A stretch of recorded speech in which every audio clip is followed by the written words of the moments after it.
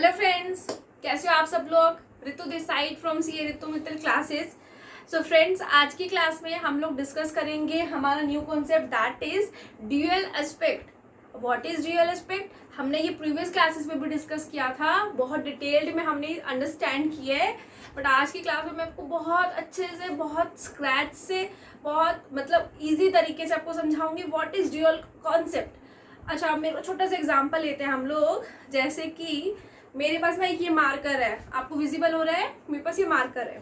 Perfect. तो क्या हुआ होगा, ये मार्कर मेरे पास कैसे आया होगा, आप बताइए। मैम आप मार्केट गए होंगे, आपने शॉपकीपर को पैसे दिए होंगे और आपने मार्कर खरीदा होगा। परफेक्ट। आपको तो पहले से पता है ड्यूअल एस्पेक्ट क्या होता है। इट मीन्स हर एक ट्रांजेक्शन के, एवरी ट्रांजेक्शन के ऑलवेज टू अफेक्ट्स होते हैं। कितने होते हैं? एटलीस्ट, मतलब कम से कम 2 अफेक्ट तो आते ही आते हैं। ठीक है मैम, 2 कैसे आए? पैसे गए मेरे हाथ से, ये पैसे गए, डस्टर आया। समझे? पैसे गए, डस्टर आया। इट मीन्स हर एक ट्रांजेक्शन के बिजनेस के अंदर एटलीस्ट 2 अफेक्ट ऑलवेज होते हैं। मैम समझ आ गया हमको। जैसे मैंने बोला मैंने एसी खरीदा, एसी आया, पैसे गए। मैंने मशीनरी खरीदी बिजनेस में, मशीनरी आई, पैसे गए। मैंने स्टॉक खरीदा, स्टॉक आया, पैसे गए। मैम हमें तो समझ आ गया। अभी एक इम्पोर्टेंट बात बताऊंगी, क्लास को एंड तक जरूर देखना, ठीक है। अभी हम समझते हैं स्टार्टिंग से। हमारा फर्स्ट पॉइंट क्या है? ड्यूअल एस्पेक्ट कॉन्सेप्ट कि every business transaction affect at least 2 account, at least 2 account. अब 2 अकाउंट मतलब मैम एक आना एक जाना, वही लिखा है मैंने आगे। If one account is debit other account is credit.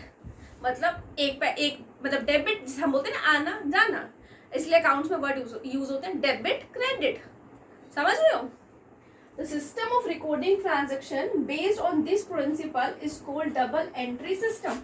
इस सिस्टम की वजह से ही जो ट्रांजैक्शन बिजनेस में रिकॉर्ड होती हैं उसको हम फ्रेंड्स क्या बोलते हैं? Double entry system. डबल मतलब 2, आना जाना। Fine. Because of this concept जो आपकी बैलेंस शीट होती है फ्रेंड्स आर ऑलवेज इक्वल। अब आप मुझसे पूछेंगे मैम बैलेंस शीट कैसे दिखती है? मैंने आपको देखो ये पिछली कुछ क्लासेस में बताया था, बता देती हूँ फिर से। बैलेंस शीट टी शेप दिखती है ऐसे। बैलेंस शीट की राइट हैंड साइड पे आता है एसेट, लेफ्ट हैंड साइड पे आता है लायबिलिटी।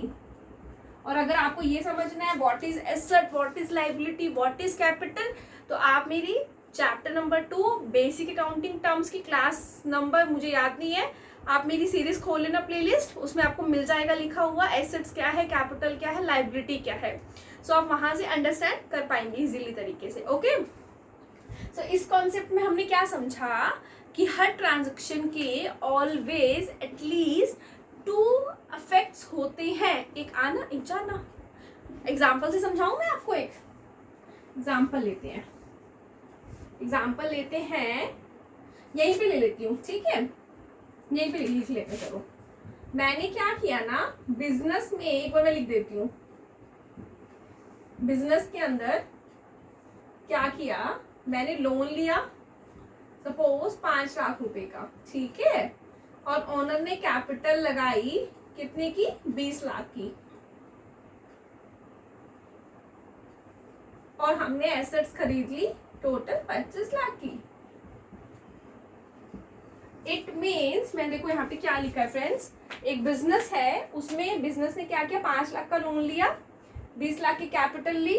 किससे ली होगी? उसके ऑनर से, उधार में ना। याद है ना, मैंने पिछले एक कॉन्सेप्ट पढ़ाया था, बिजनेस एंटिटी कॉन्सेप्ट। और इस पैसे से हमने क्या खरीद लिया? 25 लाख की एसेट्स खरीद ली। यहाँ पे फिर से एक बना देती हूँ, ये एक बिजनेसमैन है ऋतु, और ये क्या हुआ? बिजनेस, ठीक है, ये बिजनेसमैन है और ये बिजनेस। तो बिजनेस ने क्या किया? लोन लिया एक, तो वही सेम 5 लाख का। ऋतु ने यहाँ पैसा लगाया in the form of capital. Capital कितने के लिए? हमने 20 लाख की। अब बिजनेस ने क्या किया फ्रेंड्स? टोटल 25 लाख रुपए का क्या किया? एसेट्स खरीदी, ठीक है। तो हम जब ये बैलेंस शीट बनाएंगे तो हम यहाँ पे क्या लिखेंगे कि एसेट कितनी हुई 25 लाख, पैसे कितने लगे कैपिटल 20 लाख और लोन लिया हमने 5 लाख का, तो टोटल क्या हुआ बराबर 25 लाख। ठीक है, तो आज की क्लास में फ्रेंड्स हमने क्या अंडरस्टैंड किया कि ऑलवेज ड्यूअल एस्पेक्ट हमें ये बोलता है कि every transaction always effect two accounts. तो दो कैसे इफेक्ट किए कि जो ये पैसा था, ये पैसा हमने दिया होगा और खरीदा क्या उसके बदले एसेट्स। ठीक है, तो पैसा गया एसेट्स आई, वही हमने बैलेंस शीट पे लिख के दिखाया कैसे बैलेंस शीट बराबर होती है। ये पॉइंट हमारा जस्टिफाई करेगा इस पॉइंट को, किसी कॉन्सेप्ट की वजह से बैलेंस शीट हमेशा इक्वल आती है। सो फ्रेंड्स, होपफुली इस क्लास का क्रक्स हमारा लास्ट में यही निकलता है कि every transaction always affect two account, at least two account. पैसे का आना, पैसे का जाना, पैसे का आना, पैसे का जाना।